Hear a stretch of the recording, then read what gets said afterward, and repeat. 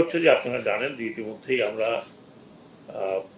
Labour ministry থেকে বা শ্রম মন্ত্রণালয় থেকে শ্রম আইনে অনেকগুলো পদক্ষেপ আমরা নিয়েছি এবং পদক্ষেপ নিয়েছি তাই নয়, এই পদক্ষেপগুলো আমি যখন আইএলও জিবিতে গেলাম এবং এগুলো যখন আমি পদক্ষেপগুলোর কথা বলেছি তাতে আইএলও জিবি আমাদের যে ডিসেম্বরে একটা লাইন দিয়েছিল যে আমাদের বিরুদ্ধে যে মামলাটা আছে সেটা এক ধরনের শুনানি হবে, সেটাকে ওনারা মার্চে এক্সটেন্ড করেছেন।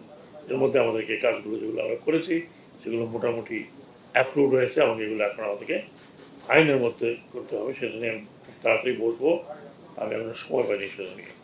এবং আমি আইএলওতে প্রথমবার গেলাম, তার আগে যা শুনেছিলাম পড়েছিলাম 3 মাস ওনাদের সাথে আমার বহু আলাপ হয়েছে, একবারই আলাপ হয়েছে প্রায় 4 থেকে 5 ঘন্টা। সেটার প্রেক্ষিতে এগুলো সব তৈরি করে যখন নিয়ে গেলাম তখন আমি অত্যন্ত অভিভূত হয়েছিলাম যে সারাদিন কিন্তু বাংলাদেশ নিয়ে আলোচনা আছে এবং এই আলোচনায় কোনো একটি দেশ বাংলাদেশের বিরুদ্ধে একটা কথা বলেনি এবং সবাই প্রেজ করেছে। এবং আমার মনে হয় 52টি কথা, 42টি রাষ্ট্র সংগঠন, আরব সংগঠন একটা হোল তারা বাংলাদেশের এই সংস্কারগুলো সাপোর্ট করেছে। এবং আমি যখন আইএলও জেনারেল সেক্রেটারির সাথে কথা বলি এবং উনি মোটামুটিভাবে he was very happy and very satisfied. আমি ওনাকে দাওয়াত করেছি, আমি ট্রাইপাট্রেট যে আইএলওর কমিটি আছে সেই কমিটিকে আমি ইনভাইট করেছি যে বিফোর আমরা ক্লোজ করার আগে যেন ওনারা আসেন। আইএলও ছাড়াও ইতিমধ্যে আপনি জানেন যে আমি মোটামুটিভাবে কিছু কিছু স্টেপ নিয়েছি, সেগুলো শ্রমিকের তাদের পক্ষে।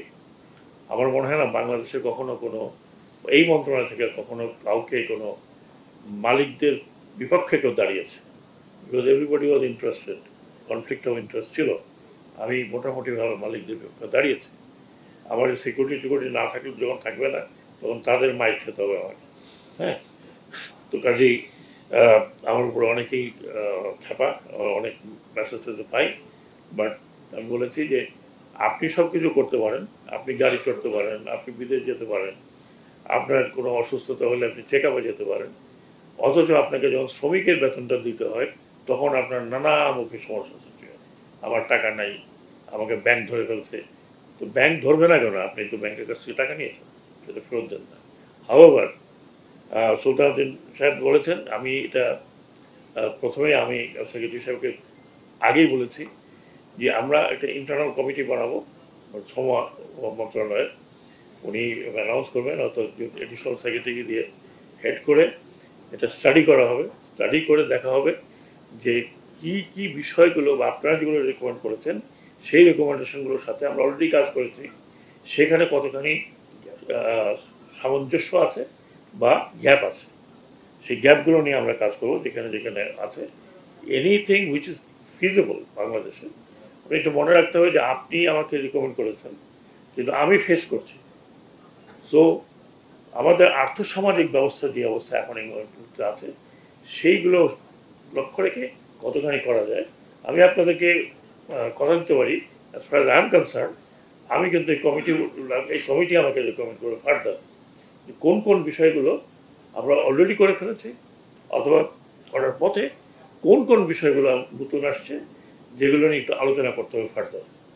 তো আমি আপনাদেরকে এইটা অ্যাসুরেন্স দিচ্ছি। তারপরে সেকেন্ড স্টেজে যেতে পারে একই প্যারালাল আমরা একটা একাডেমিক পার্লামেন্ট করতে যাচ্ছি, কোনো একটা ইউনিভার্সিটিকে দেব, তারা তাদের একটা মতামত দেবে।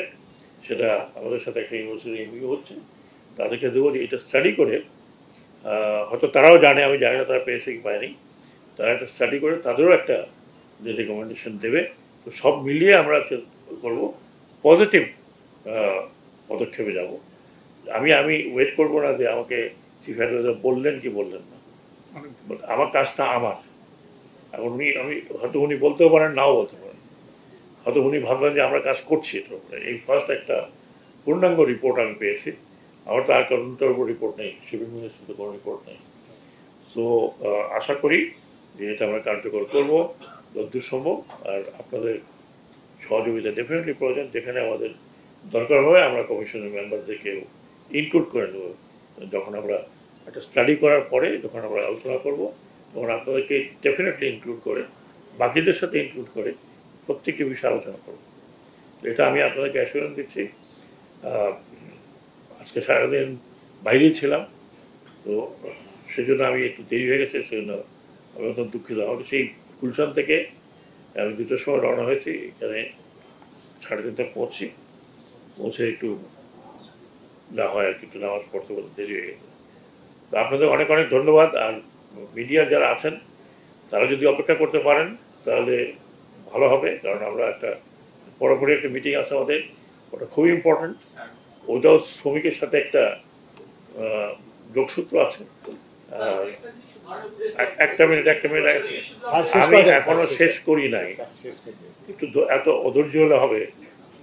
আমি যদি ধৈর্য রাখতে পারি আপনারাও রাখতে পারি, আপনারা ইয়াং, আপনাদের ধৈর্য আরো বেশি হওয়া উচিত।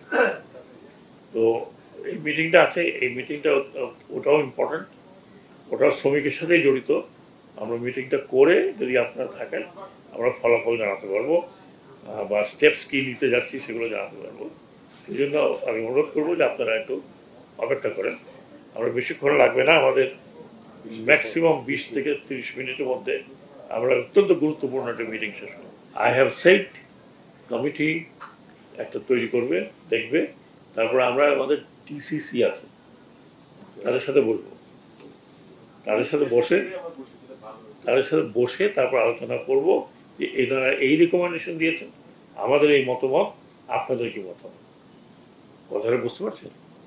সব রিকমেন্ডেশন ওরা দিয়েছেন কষ্ট করে, প্রত্যেকটা রিকমেন্ডেশন আমরা পারবো কিনা, এটা এই কমিটি যখন তখন একটা আইডিয়ালিস্টিক রিকমেন্ডেশন কতগুলো আছে। সেখানে কিছু কিছু পাইলট বিষয় আমি দেখলাম, চোখ বুলিয়ে দেখলাম, আর কিছু কিছু যেটা বললাম আমাদের আর্থসামাজিক বিভাগ, ওনারা তো আমাদের দেশের বাইরের লোক না, তো দেয়ার পর ওনাদের সাথে কথা বলতে আমার কোনো অসুবিধা নেই। I can talk hours together. কাজে আমরা আরেকটা আপনাকে জানিয়ে রাখি, আমি এসেই যখন দেখলাম যে শ্রম ও কর্মসংস্থান, আমি ওনাকে জিজ্ঞেস করলাম কর্মসংস্থান কোথায়, উনি বললেন নাই, তৈরি করেন। আমরা সাবমিট করে দিয়েছি, আশা করি সেটা মিটিংয়ে এটা যদি কাজ ছাট হোক, যেই হোক, কর্মসংস্থান যদি অধিদপ্তরটা যদি স্যাংশন হয়ে যায় তাহলে এটা ফার্দার কার্যকর ব্যবস্থা গ্রহণ করা।